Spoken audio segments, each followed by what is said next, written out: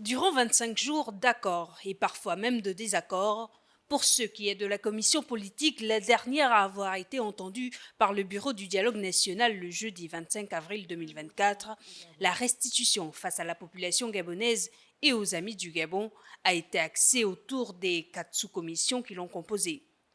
En ce qui concerne les sous-commissions réforme et organisation de l'État, régime et institutions politiques, il en ressort que rendre la future constitution rigide, stable, inviolable et intangible en certaines de ses dispositions fondamentales, choisir un régime qui garantisse un meilleur fonctionnement des institutions de la République.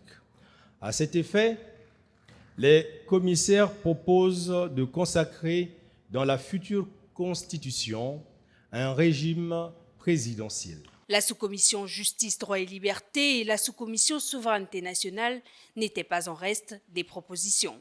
Suspendre tous les partis politiques jusqu'à la mise en place de nouvelles règles de création des partis politiques.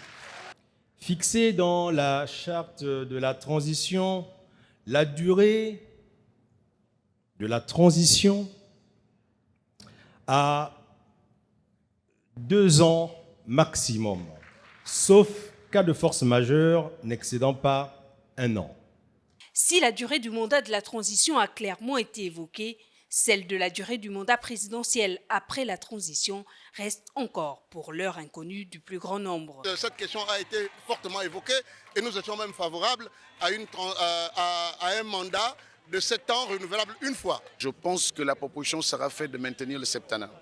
Je pense que ça relève un peu du secondaire. Le plus important, l'alerte qu'il y a au Gabon, c'est le bien-être des Gabonais. Prochaine étape, la remise du rapport général au président de la transition le 30 courant, une étape cruciale qui marquera officiellement la fin des travaux de ce dialogue national inclusif au Gabon.